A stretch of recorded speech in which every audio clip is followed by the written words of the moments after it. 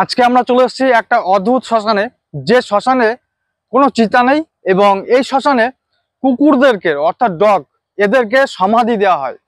তো আমরা আপনাদেরকে ঘুরে দেখাবো যে এখানে কতগুলি কুকুরের সমাধি দেওয়া আছে। আর এখানে একটা দুটো সমাধি না, এখানে হাজার হাজার কিন্তু সমাধি দেওয়া রয়েছে। এটা পুরোটাই কিন্তু জঙ্গল রয়েছে। তো আপনাদের হয়তো দেখাতে পারবো না পুরোটা, কেননা এখানে পুরো জঙ্গল যেহেতু ঢেকে গিয়েছে। দেখুন, এটা হচ্ছে আমাদের আদরের হ্যাপি। আপনারা বুঝতে পারছেন যে আমাদের আদরের হ্যাপি এই কথার অর্থ কিন্তু ডগকেই বোঝায়, একটা বাড়ির কুকুরকেই বোঝায়। তো দেখুন, এই রকম কিন্তু প্রত্যেকটি প্রত্যেকটি সমাধিতে কিন্তু এরকম দেখতে পারবেন শুধু ডগ ডগ। এখানে কিছু বাচ্চাদের সমাধিও দেওয়া আছে। এখানে বলাই যায় যে এই শ্মশানে বাচ্চাদের এবং কুকুরদেরকে সমাধি দেওয়া হয়। এখানে কোনো মৃতদেহকে সৎকার করা হয় না। জয় মা কালী। আপনাদের সঙ্গে আছি আমি মৃগাঙ্ক গোস্বামী। আজকে আপনাদেরকে নিয়ে এসেছি কৃষ্ণনগর সিটি এলাকায়।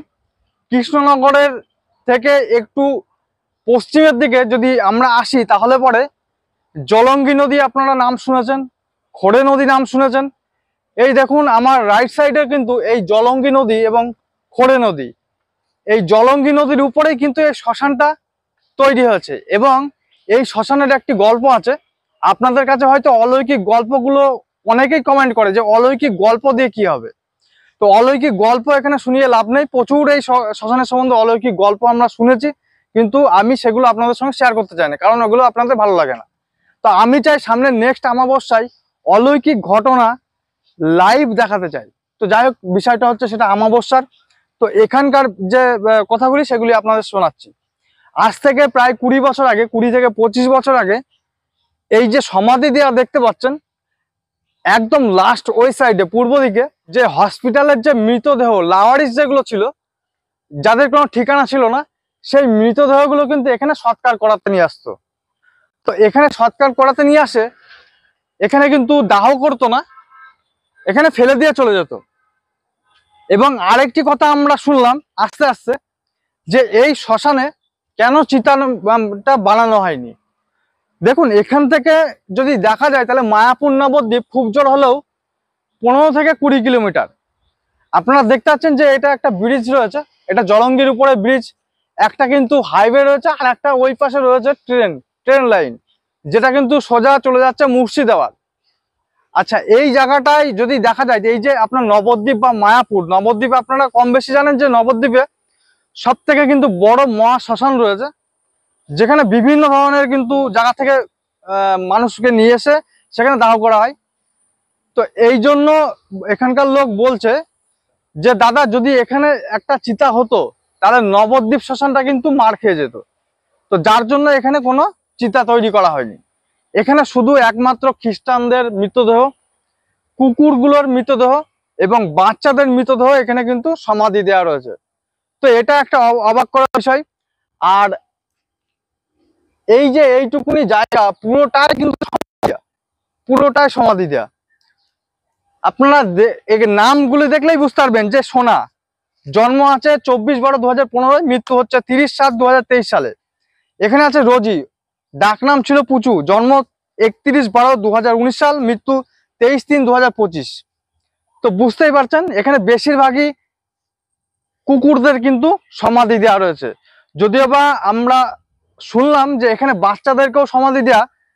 তো এখানে নামগুলো এমন এমন দেখছি, তো মনে হচ্ছে যে এখানে কুকুরদের সমাধি দেওয়াই বেশি।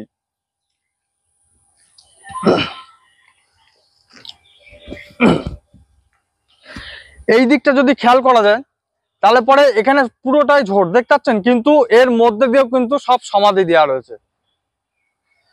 তো এখানে একটা জিনিস খারাপ লাগলো যে কৃষ্ণনগর একটা সিটি এলাকা, সেই সিটি এলাকা হওয়া সত্ত্বেও আপনার এই যে সমাধি, এত সুন্দর একটা জায়গা, ওইদিকে মন্দির তো আপনাদের দেখায়নি। এই শ্মশানে সিসি ক্যামেরা লাগানো আছে, কিন্তু এই জায়গাগুলি পরিষ্কার করে না। এই দেখুন, এখানে একটা সমাধি দেওয়া, এখানে এলাক্স এলাক্স। এখানে সত্যতা বলতে আমাদের এখানে এলাক্স নামে তো একমাত্র কুকুরদেরকে ডাকা হয়। এখানে কোকো দেয়া, কোকো দেখেন, কোকো এটাও কিন্তু কুকুর। ওখানে আছে ক্যান্ডি, ক্যান্ডিও কিন্তু কুকুর। তো এই যে এগুলো কিন্তু সবই আপনার কুকুরদের সমাধি দেওয়া রয়েছে। তো আপনারা দেখলেন যে এখানে কতগুলোই মানে হাজার হাজার সমাধি দেওয়া রয়েছে। বললাম যে এখানে ঝোড় জঙ্গলের জন্য আপনাদের পুরোটা দেখাতে পারলাম না। একটা সিটি এলাকা, কৃষ্ণনগর সিটি এলাকায় যে এরকম ধরনের নোংরা করে রাখবে আশা করেছিলাম না। এবার আপনাদের মন্দিরগুলো দেখাবো আসেন। আর সব থেকে বড় ব্যাপার, মন্দিরের একটা অলৌকিক ঘটনা, যেটা মানে 1-1.5 বছর আগে ঘটনাটা ঘটে, আপনাদেরকে বলছি আসেন।